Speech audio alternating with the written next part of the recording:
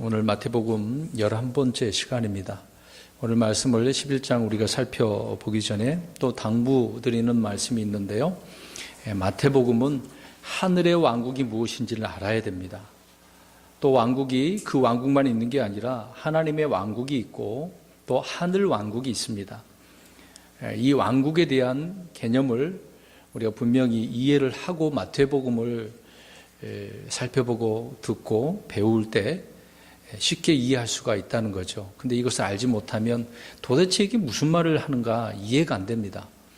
기존에 우리가 보았던 성경은 그게 구별이 안 돼 있던 거죠. 그냥 모든 게 다 똑같은 천국으로 되어져 있기 때문에 이게 어떤 천국인지 어떤 왕국인지 그 구별이 안 된다는 거죠.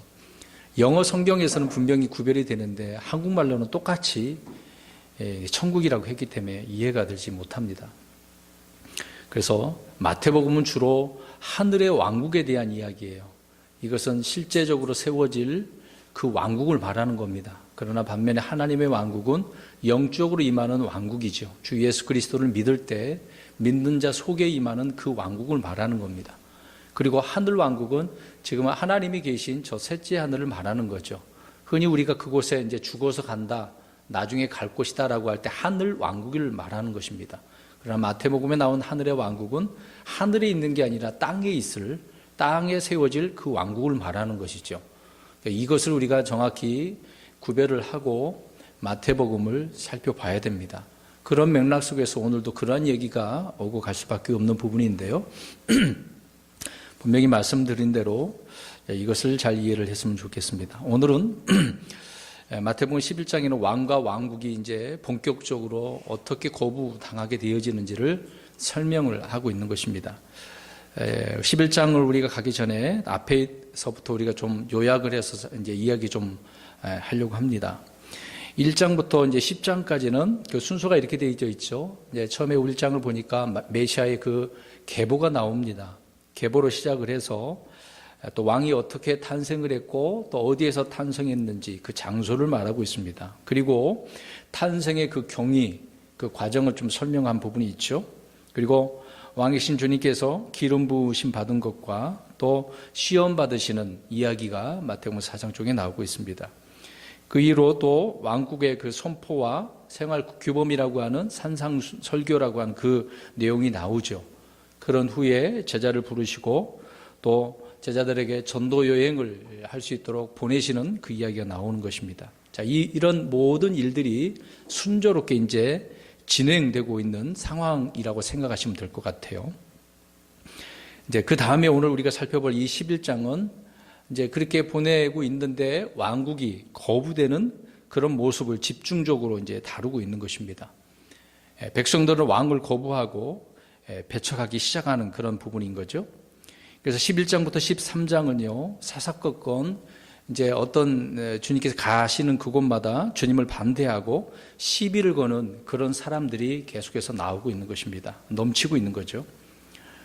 앞에서 이제 7장에서 경고하신 말씀대로 그 말씀을 가로막는 거짓 대언자의 무리들로 인해서 그래서 백성들은 왕을 거부하게 되어지는 거죠. 물론 거부당했다고 해서 주님께서 왕국 복음을 전파하지 않은 것은 아닙니다. 계속해서 복음을 전파하셨어요.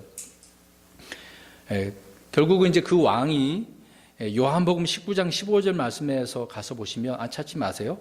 가이사 외에는 누가 없다 그래요. 왕이 없다. 이제 그러기 전까지는 주님께서는 계속해서 왕국 복음을 전하십니다. 근데 그때에서부터 이제 주님은 이제 복음을 멈추시는 것을 보게 되어지죠. 아무튼 그 당하실 때까지 예수 그리스도께서는 왕국을 선포하시는 겁니다. 오늘 이제 다음 주도 마찬가지로 같은 맥락이 되겠습니다만은 11장, 12장은요, 왕국 복음이 진행되는 그런 연속선상에서 왕국이 어떻게 거부당한지를 이렇게 보여주고 있고요. 또 그 한 세대를 마무리하는 침례 요한과 연결되어져 있기 때문에 11장, 12장이 중요하다라고 하는 것입니다. 이제 대언자, 마지막 대언자가 누구냐라고 할 때 많은 사람들이 누구라고 이야기합니까? 대언자로서 마지막 대언자라고 흔히 이야기할 때는요. 침례 요한이라고 그러잖아요. 그래서 그 부분이 중요하다라고 하는 부분입니다. 침례 요한은 예수 그리스도를 백성들에게 이제 소개하죠. 어떤 분이신가를 말씀을 전하고 선포했습니다. 하지만 백성들은 침례 요한을 어떻게 합니까? 또 어떻게 헤롯이 감옥에 가두고 나중에 죽이지요. 또한 주님은 그런 가운데서 많은 기적을 능력을 행하셨습니다. 이제 요한은 요한대로 선포하고 이렇게 갇히게 되는 부분이 있지만 또 주님은 주님대로 이렇게 많은 기적과 능력을 행하셨습니다. 그러나 오늘 이제 20절부터 30절에 나오는 부분이지만 가보나움, 벳세다, 고라시는 그 도시의 사람들은 주님을 어떻게 합니까? 오히려 거부하는 또 그런 내용도 있어요. 많은 기적을 베풀었습니다마는 그런 주님을 거부하고 있습니다. 주님은 자신이 안식일의 주라고 하는 사실을 선포했었던 것이죠. 그러나 바리새인들은 그분이 안식일을 어긴다는 죄목으로 죽이고자 논의하는 그 내용이 이제 12장 14절에 나오고 있습니다.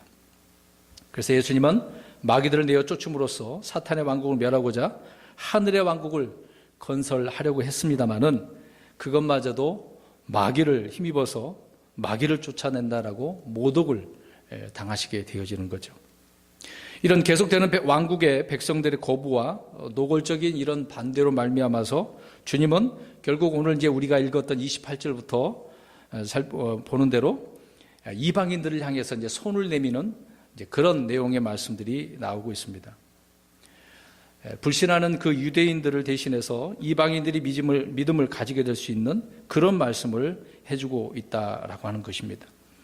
주님은 이렇게 이스라엘 민족의 거부와 배척으로 인해서 결국 왕국의 건설이 아닌 십자가를 향하여서 이제 계속해서 나가는 그런 내용들이 이제 그 뒤에 계속해서 사건들이 나열되고 있는 것입니다. 1절부터 6절 말씀을 보시면, 자, 먼저 1절을 한번 보십시오.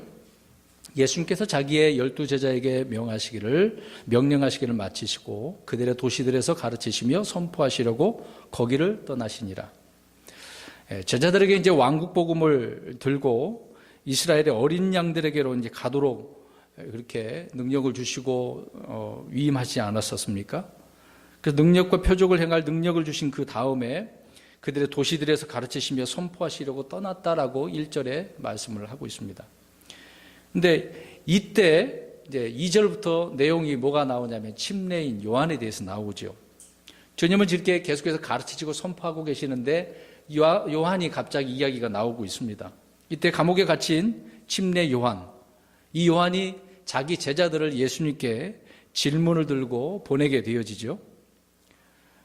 당시 예수님께서는 광야 이제 시험을 받고 돌아오실 때의 부분인 것입니다. 그때 침례 요한에 이제 감옥에 갇혀 있었는데 지금 이때까지 계속해서 갇혀 있었다라는 것을 우리가 알 수가 있습니다. 그 시간적인 그 순서에 따르면 그렇다는 거죠. 요한의 사역은 주님을 이렇게 증언하는 것으로 이제 끝났다라는 것을 우리가 이제 한편적으로 이해할 수가 있죠. 주의 길을 예비하는 자로 와서 선포하고 침례를 주고 회개케 하는 그런 침례를 주고 했었지만 감옥에 갇혔잖아요. 더 이상 이제 어떤 일을 활동을 못하고 갇혀있는 그런 상태에서 침례인 요한은 뭔가 지금 두려운 거예요. 뭔가 잘못되지 않았는가. 막 믿음이 갑자기 실추되어지는 그런 모습을 지금 이제 2절부터 나오는 내용을 우리가 알 수가 있습니다. 마태복음 11장 3절을 보십시오. 그분께 이르되 선생님이 오실 그분이오니까 아니면 우리가 다른 분을 기다리오리까 하니. 침례인 요한의 지금 믿음이 어떤 상태인 것처럼 보입니까? 흔들리고 있는 상태죠. 그렇게 선포를 하긴 했는데 갇혀 있으니까 이거 내가 잘못 기다린 거 아니야? 라고 하는 이제 그런 의문점이 들었다는 거죠.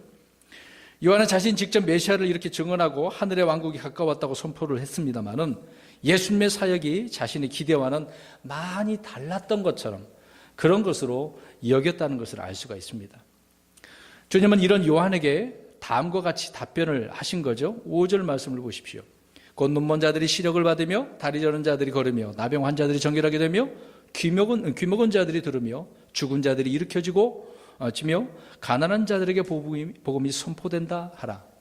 그 제자들에게 그렇게 말을 전하라고 말씀을 하셨던 것입니다. 주님은 요한의 어떤 불신, 그 의심을 지금 책망하지 않으시고 그의 믿음을 이제 도우시는 말씀을 전해주고 있습니다. 여기서 우리가 한 가지 생각해 볼 것은요, 우리는 주님의 성도들의 어떤 불신이 있다라고 한다면 그 불신을 도울 수 있는 부분이 뭐냐면 바로 하나님의 말씀을 이렇게 증거로 증언하고 있다는 것을 알 수가 있습니다. 그래서 주님은 침례인 요한에게 이사야에 있는 말씀을 쭉 제자들에게 말해줬던 거죠. 그 내용이 이사야 35장 5절과 6절이고요. 61장 1절에 있는 말씀을 우리가 읽었던 5절에 있는 그런 내용을 같이 이렇게 말씀을 해 주셨다는 것입니다. 여러분, 우리가 때로는 불신도 있고 회의를 느낄 때도 있잖아요. 기도했는데도 응답이 안 되고 그럴 때도 있고요. 열심히 예수님을 믿는 것 같은데 살아가는 삶이 때로는 힘들기도 하고 더 고난에 이르기도 하고 그러다 보면 회의에 빠질 수도 있잖아요. 낙심이 있을 수도 있지 않겠습니까? 그런 것으로 가득 찬 마음에는 위로와 어떤 동정이 아니라 때에 적합한 주님의 그 말씀이 우리의 믿음을 회복시킬 수 있다는 것을 알 수 있습니다. 그래서 우리 주님은 침례인 요한에게 그 말을 전하라 라고 했다는 거죠. 내가 기다렸던 그 주님, 내가 실망한 게 잘못됐구나. 지금 그분이 오셔서 주님의 말씀대로 표적과 능력 이런 것들을 이렇게 하시는구나. 그 말씀을, 예언의 말씀을 주셔서 믿음을 회복시켜 주고 있다는 것이죠. 우리가 요한복음 21장에도 나와 있는 부분이지만요, 주님은 엠마오로 가는 제자들에게 그들이 실족하여서 이제 엠마오로 가고 있었잖아요. 마음이 뜨겁게 하기 위해서 어떻게 하셨습니까? 같이 가시면서 말씀을, 구약에 있는 예언의 말씀들을 하나씩 다 설명해 줬다고 하지 않습니까? 그럴 때 그들의 마음이 어떻게 됐어요? 뜨겁지 아니하냐, 이제 그런 고백들을 하죠. 그러니까 실족해서 이제 가고 있는데 다시 이제 돌아가서 복음을 전하게 되는 그런 부분이 바로 주님께서 무엇을 알려주셨다? 말씀을 주셔서 회복시켜 줬다는 거죠. 또 제자들에게도 마찬가지입니다. 주님은 불신에 찬 제자들을 도우시기 위해서 구약 성경을 이렇게 사용하셨던 거죠. 구약의 마지막 대언자요, 또 예수 그리스도의 전령이었던 이 침례인 요한에게도 이런 영적 위기가 있었다는 것입니다. 그런 위기가 찾아왔을 때 우리에게는 주님의 말씀이 나를 일으켜 세운다라고 하는 부분입니다. 6절 말씀을 보십시오. 주님은 그래서 누구든지 나로 인하여 실족하지 아니할 자는 복이 있도다 하시니라. 침례 요한이 어떻게 했다는 거예요? 실족했다는 거예요. 우리가 때로는 실족할 수 있어요. 정말 물불을 안 가리고 믿음 생활 10년이고 20년에서 달려왔단 말입니다. 그러나 어느 순간 이렇게 실족할 수가 있어요. 침례 요한을 영적 위기에 처하게 한 것은 무엇 때문일까요? 감옥 생활에 갇혀서? 아니면 제자들 때문에? 아니면 이스라엘 민중이나 헤롯 왕이 이렇게 핍박을 해서? 그것 때문이 아니라 침례 요한은 지금 왜 실족한 거예요? 누구 때문에? 예수님, 주님 때문에 지금 실족하고 있는 거예요. 그래서 물어본 거잖아요, 제자들에게. 당신이 바로 그분입니까? 오실 그분이에요? 확인하는 거잖아요. 그러나 이런 위기 때에 솔직하게 침례인 요한은 자신의 문제를 주님 앞에 드러내고 주님께 답을 구하려고 했던 것이죠. 이게 참 모습입니다. 우리 역시도 마찬가지죠. 우리가 어떤 위기에 있으면 답을 얻으려면 누구에게 찾아가야 돼요? 예수님, 말씀에게 찾아서 그 답을 얻어야 되는 거 아닙니까? 근데 항상 믿는 사람들은 그래야 되는데 자꾸 어떤 사람 찾아가고 심지어는 은사에 그런 데 빠진 사람은 예언자들에게 찾아가는 거잖아요. 무당하게 찾아가는 것처럼. 그런 사람들이 많아요. 그런 문제가 아니라 주님께 가야 되는 것을 우리가 알 수가 있습니다. 주님은 제자들에게 실족하게 하는 자가 그래서 되지 말라고 경고해 주시고 있습니다. 누가복음 17장 1절 2절 제가 읽겠습니다. 그때 그분께서 제자들에게 이르시되 실족하게 하는 일들이 일어나지 않을 수는 없으나, 그러니까 실족하는 일이 일어날 수 있다는 거잖아요. 그 일들을 일으키는 자에게는 화가 있으리로다. 그가 이 작은 자들 중에 하나를 실족하게 하는 것보다 차라리 연자 맷돌을 목에 매달고 바다에 빠지는 것이 그에게 더 나으리라. 그러니까 실족하게 하지 말라는 거죠. 믿음이 약한 형제들이 때로는 있습니다. 고린도 교회도 있었고요. 신약교회도 얼마나 많았겠습니까? 지금 이 시대도 그렇습니다. 간 예수 그리스도를 믿는 사람들은 여러모로 이렇게 실족할 수 있는 부분이 있거든요. 이렇게 이제 먹는 음식 문제, 고린도 교회에 이제 그런 문제가 있지 않았습니까? 우상에 바쳐진 그 음식을 먹어야 되냐 말아야 되느냐 이제 그런 얘기까지 나왔던 부분이 있습니다. 그러니까 지금도 그런 것 갖고 어떻게 해야 됩니까? 물어보는 사람들이 종종 있어요. 양심에 거리끼는 것들은 먹지 않는 것이 좋은 거죠. 믿음이 연약한 사람도 있으면 나도 그 사람 때문이라도 그 사람 양심에 따라 그 사람 믿음에 따라 우리도 먹지 말아야 됩니다. 근데 나는 괜찮다고 해서 나는 믿음이 있어서 먹었다 한다면 그 사람은 실족할 수 있다는 거기 때문에 그러신 거죠. 우리 로마서 14장 21절을 한번 읽어보겠습니다.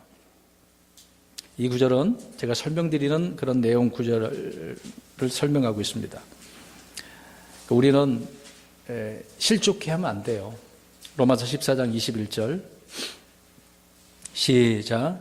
고기도 먹지 아니하고 포도즙도 마시지 아니하며 내 형제를 걸려 넘어지게 하거나 실족하게 하거나 약하게 하는 그 어떤 것도 하지 아니하는 것이 선하니라.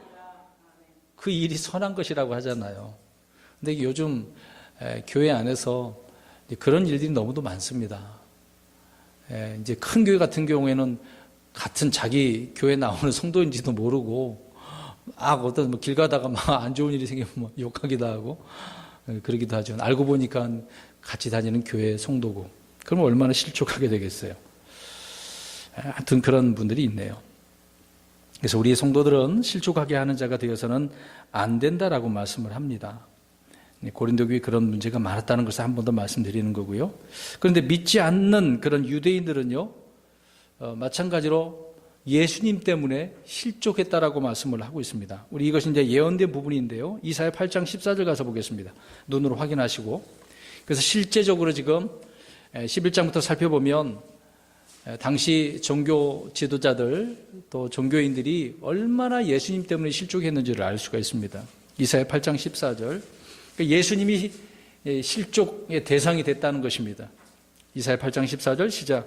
그가 송소가 될 것이나 이스라엘의 두 집에게는 걸림돌과 실족하게 하는 반석이 되며 예루살렘 거주민들에게는 함정과 올무가 되리니. 예언적인 말씀이거든요. 이제 이스라엘 백성들은 예수님 때문에 실족하게 돼가지고 자기들 나름대로 종교인으로 또 전통과 구전으로 살았는데 뜬금없이 이 한 선생이 나타나더니 대언자라고 하는 자가 나타나더니 하나님이라고 그러고 하나님의 아들이라고 그러고 그러니 그들의 입장에서는 실족할 수밖에 없었던 거죠. 또 하나 실족할 수 있는 것은 주님의 말씀 때문에 실족합니다. 이제 이 주님의 말씀 때문에 믿지 않는 자들이 이제 실족한다고 성경 말하고 있는데요. 베드로전서 2장 8절을 가서 읽어봅니다. 자, 누가 실족하는지를 지금 우리가 찾고 있는데요. 이제 실족하지 말자고 하는 차원에서 말씀을 찾고 있는 겁니다. 베드로전서 2장 8절입니다. 읽습니다. 시작. 걸림돌과 실족하게 하는 반석이 되되 순종하지 아니하여 말씀에 걸려 넘어지는 자들에게 글이 되었나니 그들은 또한 그렇게 되도록 정하여졌느니라. 정해져 있네요. 불신자들은 주님의 말씀 때문에 걸려 넘어지는 거거든요. 하지만 주님을 믿는다라고 한다면 그 바위, 돌, 실족하게 하는 그 바위가 아니라 그 바위는 반석은 무슨 반석이 될까요? 주님은 우리의 반석이라고 할 때 구원의 반석이죠.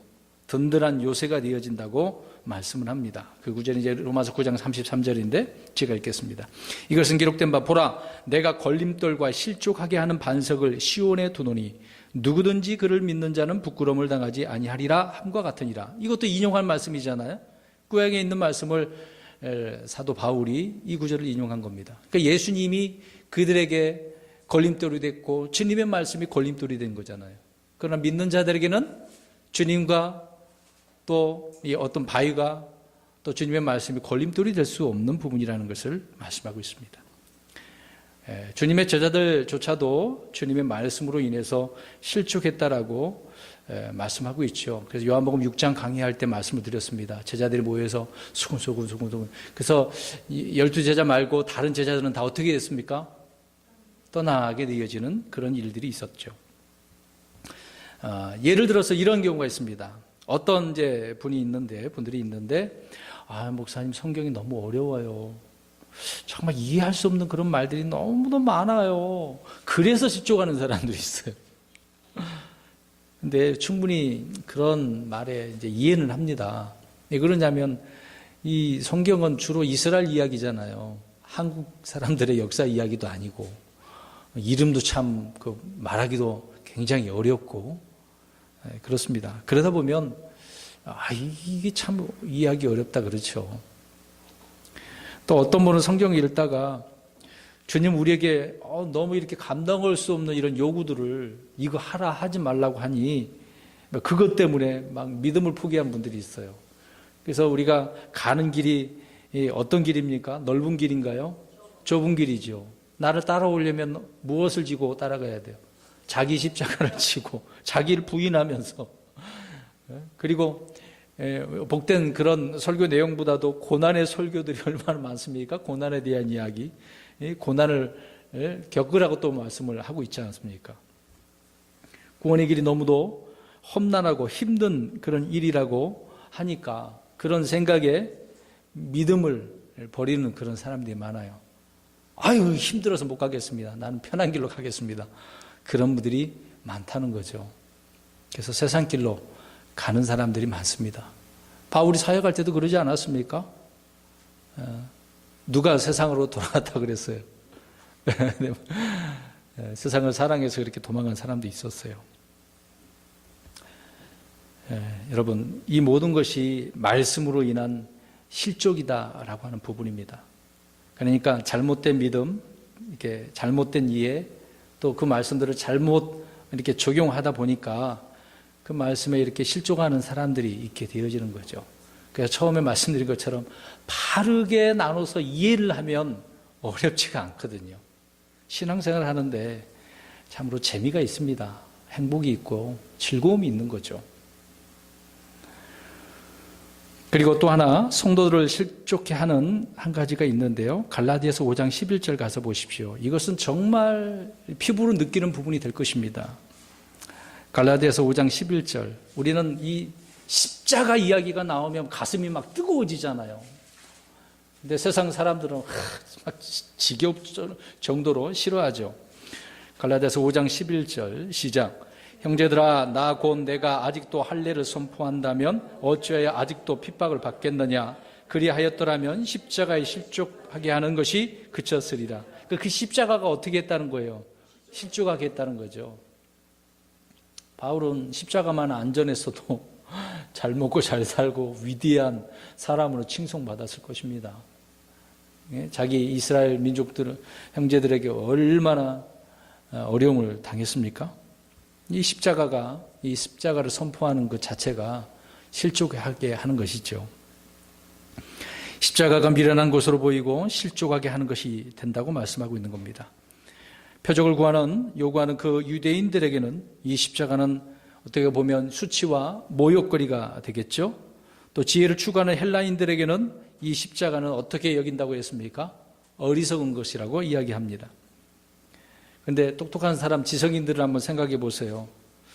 어떤 이성을, 논리를 추구하는 사람들, 그런 사람들에게 이 십자가는 보잘것없죠. 그게 뭐 어쩐데. 하나의 신화로만 생각을 하지 않습니까? 그러나 우리 믿는 성도들에게 이 십자가는 하나님의 지혜라고, 하나님의 능력이라고 바울은 우리에게 말씀해 주고 있습니다. 여기 계신 저 여러분들은 이게 십자가가 지혜이고 능력처럼 삶 가운데 이렇게 드러나고 있습니까? 그러면 할렐루야죠. 근데 날마다 이 십자가 때문에 이 십자가 때문에 괴로워. 그러면 이게 문제가 있는 거예요. 기쁨이 돼야죠. 능력인데요. 그래서 1절부터 6절까지 침례인 요한의 실족한 그 부분을 설명하시면서 실족하지 말라고, 그래서 무엇을 알려주셨어요? 말씀을, 기록된 말씀을. 그러니까 저희 여러분 항상 기록된 말씀으로 우리의 믿음이 실족했다고 한다면 회복해야 된다라는 것을 우리가 따로 교훈을 얻을 수 있습니다. 그 다음에 7절부터 15절 말씀입니다. 이것을 가지고 주님께서는 사람들에게 또 한 가지 교훈을 주고 있네요. 이제 제자들이 떠났어요. 요한의 제자 떠난 다음에 주님께서 이제 말씀을 하고 있는 것입니다. 침례인 요한에 대해서 예수님이 설명을 좀 해주고 있습니다. 근데 주님은 말라기서 3장 1절에 내 사자가 바로 요한이라고 이제 말씀을 해주고 있습니다. 그 내용이 뒤에 이제 쭉 설명을 하고 있는 거죠. 내 사자라고 할 때 바로 그 자가 침례인 요한이다라고 이제 10절 말씀에 기록을 하고 있죠. 그리고 11절에 보니까 여자에게서 난 자 중에서 침례인 요한이 어떤 자라고요? 가장 큰 자, 그렇죠.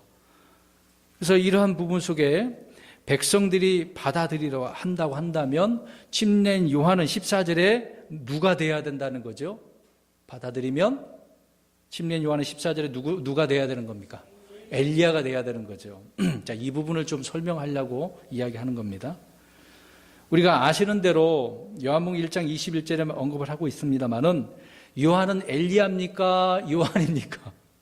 요한이죠. 엘리야가 아니죠. 엘리야가 아니었습니다만은 누가복음 1장 17절에는 엘리야의 영으로 왔다고 그랬어요. 엘리야의 영으로. 요한복음 1장 때 제가 강의할 때 말씀드렸었던 것입니다. 엘리야가 해야 할 사역을 한 그 사람이 침례 요한이라는 거죠. 그 내용이 이제 오늘 10절부터 13절에 주님께서 친히 언급을 하고 있는 겁니다. 예수님의 초림 때에 그러면 요한이 이렇게 언급을 했어요. 주의기를 예비했어요. 하늘의 왕국이 임했습니까? 그렇게 선포했잖아요. 회개하라, 하늘의 왕국이 임한다라고 하니까 선포를 했으니까 그럼 바로 와야 되잖아요. 하늘의 왕국이 임했냐 이 말입니다. 아니죠. 물론 침례인 요한과 예수님도 또 그분의 제자들이 하늘의 왕국이 가까웠다라고 전파했습니다마는 하늘의 왕국은 임하지 않았습니다. 그러나 중요한 것은 하늘의 왕국이 임할 수 있는 상황이긴 했어요. 상황이긴 했는데 처음에 말한 오늘 제목처럼 왕과 왕국을 어떻게 했다는 겁니까? 이스라엘 백성들이 어떻게 했다는 거예요? 거부했다는 거죠. 상황은 임했는데 거부했다는 이야기라는 것입니다. 그래서 말씀드린 것처럼 다시 한번 말씀드립니다마는 하늘의 왕국과 하나님의 왕국을 혼돈해서는 안 된다라고 하는 것입니다. 그래서 그 부분을 흔히 이제 이렇게 자주 말씀드리고 있는 것이지만은요. 근데 이것을 가지고 구약적인 개념으로 보게 되어지면 이스라엘 백성들은 같은 의미로 생각했어요. 왜? 그때에는 신약이 있었습니까? 없었습니까? 신약 성경이 없었어요. 설명하고 있는 그런 내용이 없었단 말입니다. 그러니까 성경에서 하나님께 주관하시는 그 왕국은 두 가지, 이 하늘의 왕국과 하나님의 왕국이 있는데 이 두 왕국이 구분되는 신약이 그들에게 없었기 때문이라는 것입니다. 근데 이것을 생각해 볼 때 저와 여러분은 신약과 구약이 있어요, 없어요? 있으니까 초림과 재림이 이해가 됩니까, 안 됩니까? 이해가 되잖아요. 근데 이스라엘 백성들은 그 부분이 초림이라고 하는 것이 이해가 안 됐던 것이죠. 그래서 구약의 대언자들에게는 초림과 재림이 구분되지 않았고 단지 그분의 오심이 하나로 끝나는 것으로 생각했습니다. 그 메시아가 오면 끝난다, 하늘의 왕국 임한다라고만 생각했다는 거죠. 근데 그 당시에 왕국이 임했다 안 했다? 안 했다 그 얘기입니다. 구약의 대언자들은 신약적인 구원의 개념을 몰랐고 또 단지 자기들의 왕 메시아께서 오셔서 그분의 왕국을 세우시는 그런 줄로만 알았기 때문인 것입니다. 침례인 요한은 앞에서 말한 구약의 대언자들의 관점에서 볼 때 침례인 요한의 증언과 예수님의 증언이 그래서 어떻게 보면 엇갈린 거잖아요. 그런 것처럼 보이는 증언을 오늘 이 내용을 통해서 우리가 이해를 할 수 있는 부분입니다. 그래서 침례인 요한 더 설명드리고 있는 거예요. 침례인 요한은 다시 말씀드립니다마는 주의 길을 예비하는 대언자 엘리야였습니다. 진짜 엘리야는 아니었습니다마는 주의 길을 예비하는 엘리야였다는 거죠. 주의 엘리야 영으로 왔기 때문에. 그래서 침례 요한은 하늘의 왕국이 오기에 앞서서 이런 길을 예비한 사람이었다고 이야기하고 있는 거죠. 그때 하늘의 왕국이 임할 수 있는 조건들이 형성되었고 상황은 만들어졌습니다마는 그래서 왕이 나타났죠. 왕께서 이게 친히 가르치시고 표적도 보여주셨죠. 또 그런 내용들이 전파됐죠. 그러나 왕국은 임하지 않았다는 것입니다. 근데 이 왕국은 그래서 우리가 이제 교리적으로 우리가 설명드린다고 할 때 2000년, 적어도 2000년이 지난 후에 임하게 되어지는 그런 왕국이다라고 하는 것입니다. 엘리야는 주의 길을 예비하는 자로서 주의 크고 두려운 날, 즉 엘리야에 있는 말씀, 요엘서에 있는 말씀이죠. 심판의 날 이전에 나타나야 하는 인물이기 때문에 그렇습니다. 그럼 보세요. 주님께서 이 땅에 초림 오셨을 때 심판이 임했습니까? 안 임했습니까? 아직 임하지 않았잖아요. 그러니까 그때가 하늘의 왕국이 임하지 않았다라는 것을 이해할 수 있는 것입니다. 심판의 날은 재림 때에 있을 일이기 때문에 그렇습니다. 그러므로 구약의 예언을 이루기 위해서 엘리야는 재림 때 다시 나타나야 되는 거예요. 그래서 계시록 11장에 두 증인 가운데 그 한 사람이 엘리야다라고 그렇게 흔히 말을 하고 있는 것입니다. 그래서 지금 이 침례 요한은 진짜 엘리야가 아니고 길을 예비하는 엘리야 영으로 와서 예비하는 그런 사람이었다. 선포하는 사람의 사역을 제한적으로 하고 있었다라고 하는 부분을 말씀드리는 거죠. 아무튼 결국 유대인들은 요한은 계속해서 감옥에서 있다가 또 헤롯으로 인해서 죽임을 당하게 되어지죠. 그리고 예수 그리스도는 십자가에서 매달아 죽이게 되어지는 것입니다. 그래서 결국 이 왕국은 성취되지 못했다라는 것을 우리가 이해할 수가 있는 거죠. 자, 그리고 12절 보시기 바랍니다. 11절까지 그런 내용을 이제 잠깐 설명드린 것인데요. 12절을 보시면 흔히 이제 어려운 난해 구절이라고 사람들은 말합니다. 침례자 요한의 시대로부터 지금까지 하늘의 왕국은 폭력을 당하며 폭력배들이 강제로 그것을 빼앗느니라. 옛날 성경은 어떻습니까? 침노하는 자가 빼앗는다 그러죠. 그러니까 열심히 어떻게 해야 된다고 그래요. 그래서 막 빼앗으려고 침노한다. 이제 말도 참 어려워요. 침노가 뭔 뜻인지도 참 이해도 못하고 말 경우가 있어요. 그래서 사전 찾아보고 막 그런 일이 있었는데 어렵죠. 그러니까 왕국에 대한 이 개념을 이해를 못하면 빼앗아야 되는구나 이렇게 생각을 하고 있는 거예요. 이 내용이 어떤 의미인지도 모르고. 자, 그럼 이것을 좀 잠깐 설명드리면 예전에 제가 사탄 이야기를 하면서 좀 설명드린 부분이 있습니다. 왕국에 대한 그런 좀 설명을 하면서 하나님께서 이 지구를 통해서 하나님의 아들들, 또 아들이라고 표현하죠. 아들에게 준 땅이지 않습니까? 사탄이 가지고 있다가 더럽혔기 때문에 그것을 하나님의 아들에게 줬단 말이죠. 그래서 친히 아담이 하나님의 아들이라고 했는데 에덴 동산에서 그걸 관리를 했어야 되는 거죠. 근데 누가 와가지고, 그렇죠, 뱀이 그들을 유혹하고 죄를 짓게 만들어서 에덴 동산에 쫓겨나게 만들게 되어지는 거죠. 그러니까 다시 이 사탄은 아담에게 그렇게 죄를 짓게 함으로 다시 빼앗아가는 것을 볼 수 있습니다. 자, 이것을 왜 말씀드립니까? 오늘 무슨 얘기예요? 12절에 왜? 폭력배들이 강제로 빼앗아간다는 그 얘기를 하려고 지금 이야기하는 겁니다. 그 다음에 또 노아를 통해서도 하나님께서 다시 채우라고 하시면서 왕국을 또 해주고 있었던 거죠. 그런데도 역시 노아도 어떻게 됩니까? 결국 실패하고 많은 부분을 보게 되어지죠.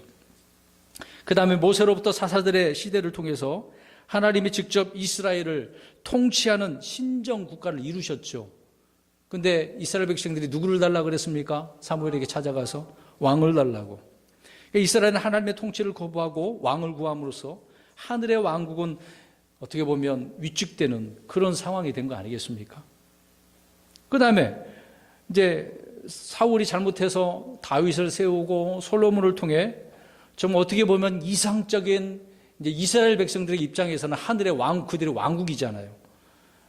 막 제대로 건설되는 것처럼 보였습니다만은 계속해서 어떻게 됐습니까?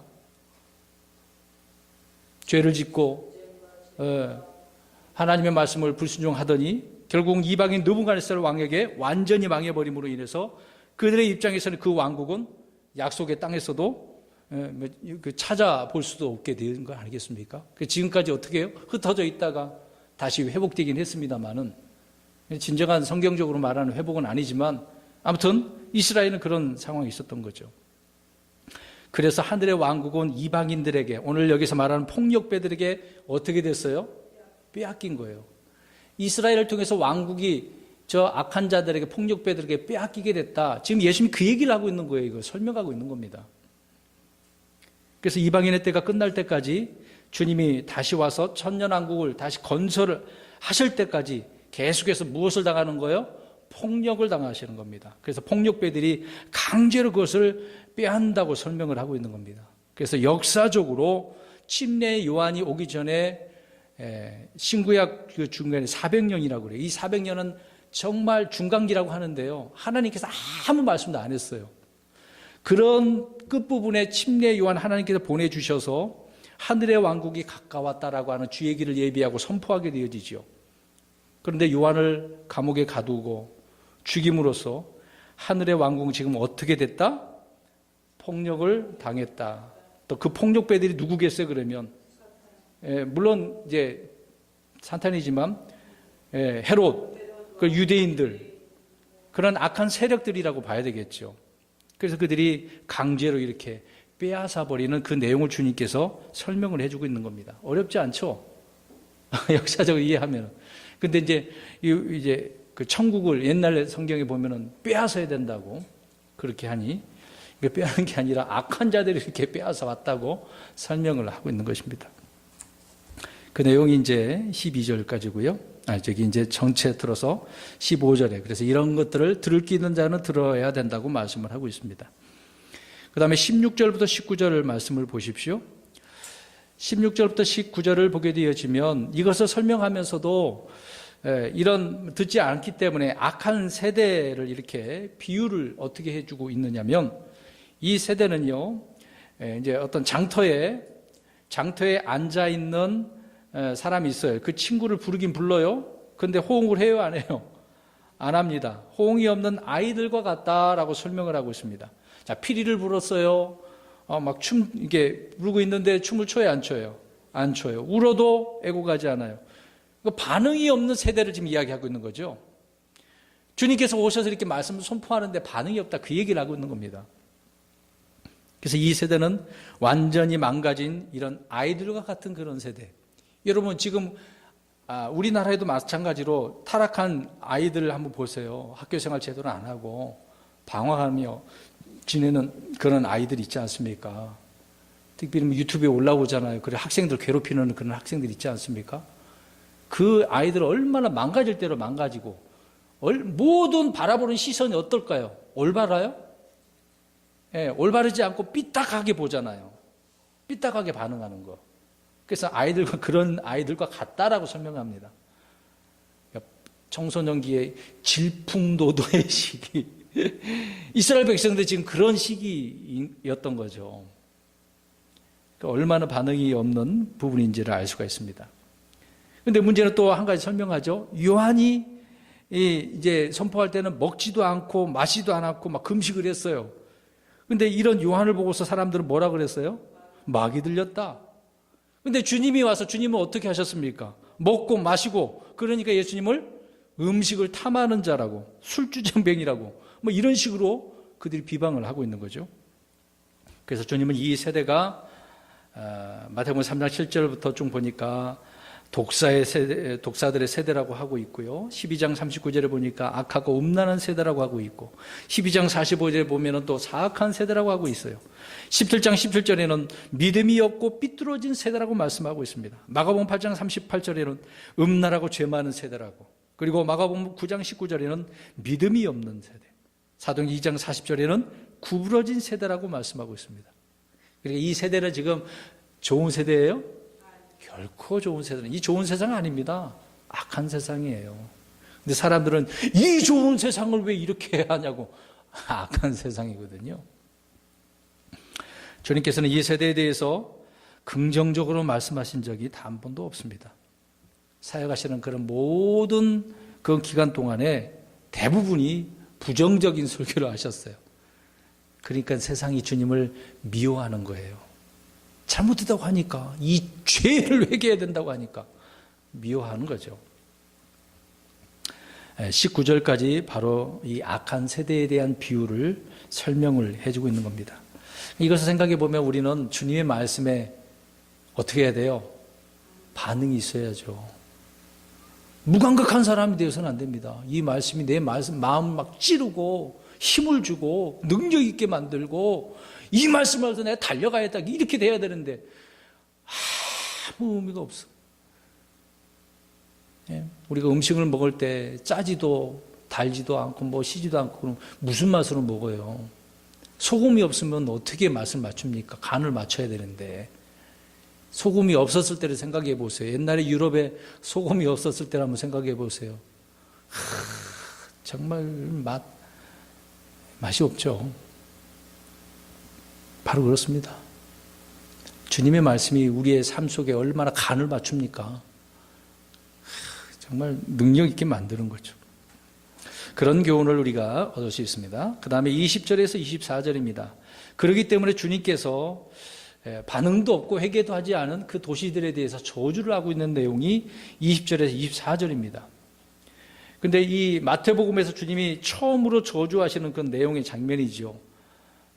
고라신, 벳세다, 가버나움.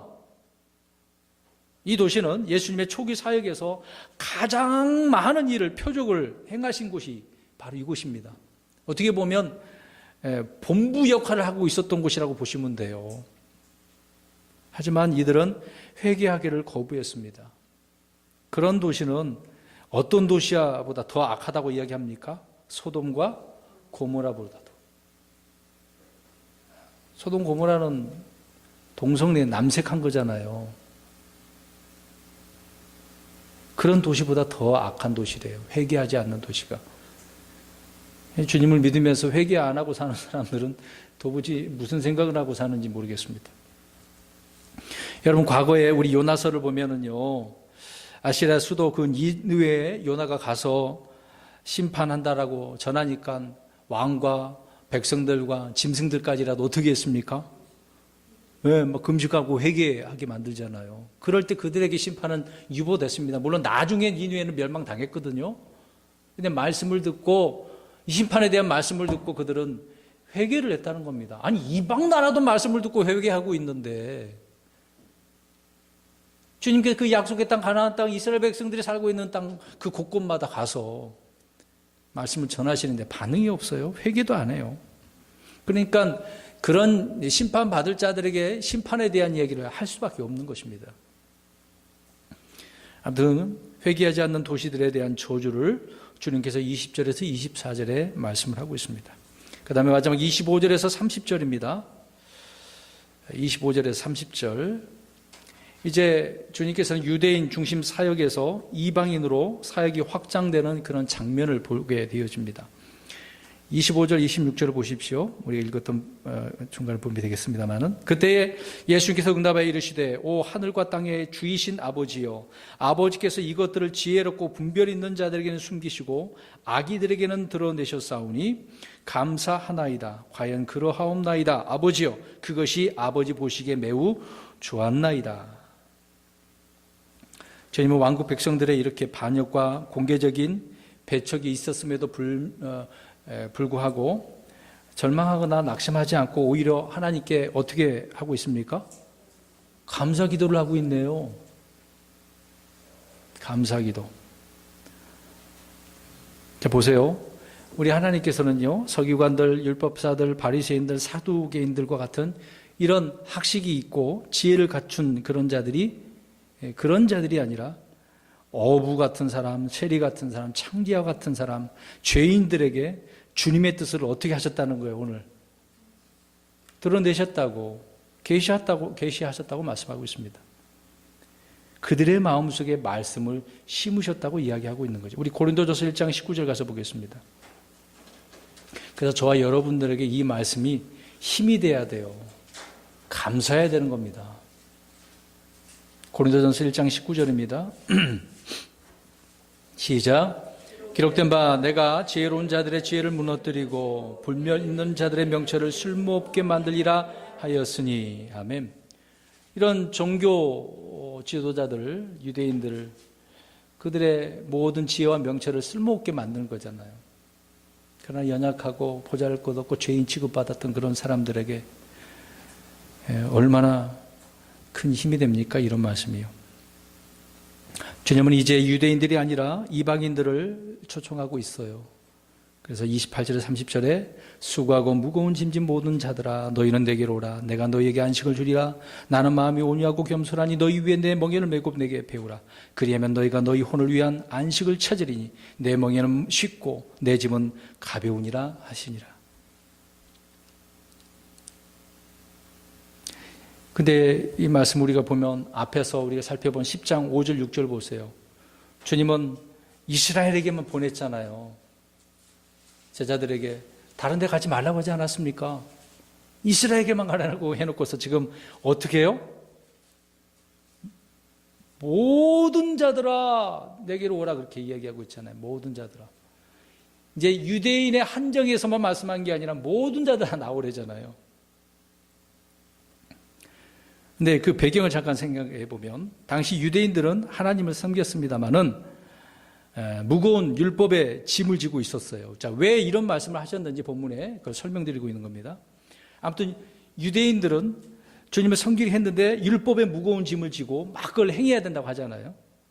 그래서 성전에 올 때는 무엇을 가지고 와야 돼요? 11조도 가져야 되고 헌물도 가져야 되고 양들과 소도 가져야 되고 염소도 들고 와야 되는 거잖아요. 종교의 짐은 그래서 결코 가볍지 않았음을 알 수가 있습니다. 율법사들과 바리새인들은 백성들의 어깨에 또한 짐을 더 지우죠. 이렇게 해야 됩니다. 그러니까 그들의 전통과 구전을 통해서 더 힘들게 만들었다는 이야기예요. 그렇게 했는데 주님이 바로 이것을 보시고 그래서 마태복음 23장 4절을 보니까 또 무겁고 지기에 힘든 짐들을 묻고 사람들의 어깨에 지우되 자기들은 손가락 하나라도 그 짐들을 옮기려 하지 아니하느니라. 못됐죠. 유대인들이. 율법자들이 얼마나 못됐습니까? 그래서 당시 각종 어떤 세금 걷게 만들고 종교적인 의무에 지치고 힘든 그런 혼들은요 어디에서도 안식을 얻을 수가 없었어요. 그래서 오늘 어떻게 합니까? 이 안식을 얻으려고 하면 모든 자들아 내게로 오라 그 말씀을 하고 있는 것입니다. 자, 그 당시의 역사적인 배경이 그렇다는 거예요. 얼마나 유다의 이 종교 지도자들이 백성들을 이렇게 억압하고 핍박하고 힘든 일을 무겁게 만들었는지를 알 수가 있는 겁니다. 그러니까 이렇게 주님께서 내게로 오면 안식을 얻을 수 있어 그 얘기를 하셨던 거죠. 엄청난 노역이 그들에게 있었던 것입니다. 여러분 우리 주님은 다 내게로 오라고 말씀하셨습니다. 그러나 대부분의 종교는 어떻게 합니까? 오라고 아니라 가라고 하는 거죠. 항상 반대예요. 우리가 쉽게 생각하면 이해가 됩니다. 성경과 반대니까. 모든 종교는 바치라라고 하는데 주님은 어떻게 한다고 그러셔요? 잘 생각해 보세요. 주님은 이해가 안 되시나요? 다시 주님은 오라고 하시는데 종교들은 가라고 해요. 근데 다른 종교들은 또 바치라고 하는데 우리 주님은 줄이라 그러잖아요. 오늘 말씀을 잘 보세요. 야, 준다니까 내게로 오면 그 얘기를 하시는 거예요. 야, 나를 통해서 다 이거 얻을 수 있어. 나만 구해. 그 얘기를 하고 있는 거지 않습니까? 그래서 이 주일날 오전의 말씀이 그런 내용들이었는데 이해할 필요가 있는 거죠. 그래서 여기서 내가 너에게 안식을 주리라 할 때 이 안식은 그들에게 구원과 함께 주어지는 하나님과의 화평이겠죠. 너희 혼을 위한 안식을 찾으리라고 이렇게 하셨습니다. 이것은 순종을 통해서 주어지는 하나님의 화평입니다. 주님은 이런 화평을 주시는 거죠. 무겁지도 않고 주님의 그 멍에는 쉽고 가볍다라고 말씀을 하고 있는 것입니다. 또 주님의 멍에는 주님과 함께 매는 그런 멍에이기 때문에 우리는 무겁지 않은 거죠. 삶의 모든 이 무거운 짐도 주님 앞에 내려놓으시면 되는 거거든요. 근데 여기 보세요. 근데 보세요. 우리가 왜 안 내려놓습니까? 누가 하려고 하니까? 누가 그 문제를 해결하려고 하니까? 내가 해결하려고 하니까 안 내놓아지고 그게 무거운 거거든요. 주님 앞에 안 맡기기 때문에 그렇습니다.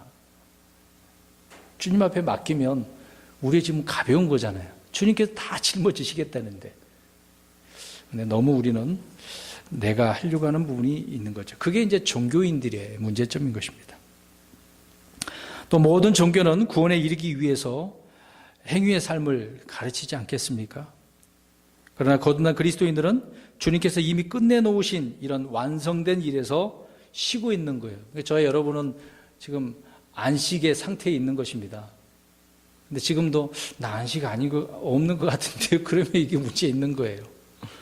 우리 주님 앞에 이미 가지 않았습니까? 죄의 문제는 다 주님께서 해결해 주셨기 때문에 그 문제에 있어서만큼 우리는 안식을 누린 거 아니겠어요? 우리의 삶도 마찬가지겠죠. 우리는 그분께 가기만 하면 쉼을 얻을 수 있는 것입니다. 그 이유는 주님과 함께 하면서 배울 수 있는 거예요. 그래서 29절 보세요. 나는 마음이 온유하고 겸손하니 너 위에 내 멍에를 메고 내게 어떻게 하라? 배우라. 근데 안 배우려고 하잖아요. 배우라 그랬지 않습니까? 명령이잖아요. 배워. 그래 그 말씀하신 것이니까.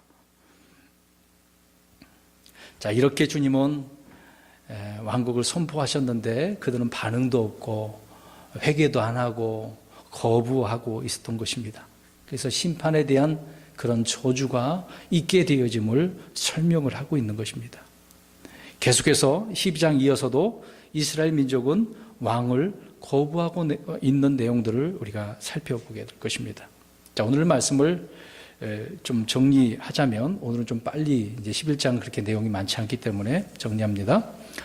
왕은 지속적으로 그래서 거부되고 있는 상태였죠. 그렇게 되었고 또 12절에서 그래서 이 왕국이 어떤 상태가 되었습니까? 12절 보세요. 폭력으로 빼앗기는 그런 탈취되는 내용이 설명되어져 있고 14절에 너희가 그것을 받아들이려 할진대 라고 하는 그런 말씀이 있죠. 그런데 이 말씀을 역으로 생각해 보면 왕과 왕국의 이 사실을 받을 의향이 있다는 거예요? 없다는 거예요? 예, 없었어요. 그들에게. 받아들이려 할진대 그랬잖아요. 근데 그런 의향이 없었다는 것입니다. 그런 모습을 말씀하고 있고 19절에서는 예수 그리스도를 음식을 탐하는 자로 비방을 하고 있습니다. 그리고 20절에 24절의 표적을 보고도 회개하지 않은 이런 악한 세대를 저주하시는데 이 모든 것들이 다 예수 그리스도의 왕 되심을 그들이 거부하는 모습을 기록을 하고 있는 거죠. 이게 하늘의 왕국에 거부하는 이스라엘 백성들을 설명하고 있는 것입니다. 그래서 이 예수님께서는 이 부분에 있어서 이 세대 바로 이스라엘이 완고한 민족이라는 것을 아시고 우리 28절부터 말씀하고 있는 것처럼 예수님께 나올 사람들에게로 그래서 관심을 돌리시는 거죠. 그래서 우리는 이 마태복음 바로 이스라엘 왕으로서 예수 그리스도와 하늘의 왕국을 집중적으로 다루고 있습니다만은 그 가운데서도 이렇게 믿을 수 있는 사람들에 대한 이야기를 믿는 자들의 구세주가 누구이신지를 설명을 해주고 있는 것입니다. 사랑하는 성도 여러분, 우리 이 말씀에 따라 우리 신약 그리스도인들은요 완고한 자가 되어서는 안 됩니다. 반응이 없는, 말씀을 들어도 반응이 없는 그런 사람이 되어서는 안 되는 거죠. 이 악한 세대에 그리스도인으로 올바로 생활하며 주님의 말씀에 순종하며 살아가는 저와 여러분이 되시기를 주님의 이름으로 축원드립니다. 아멘.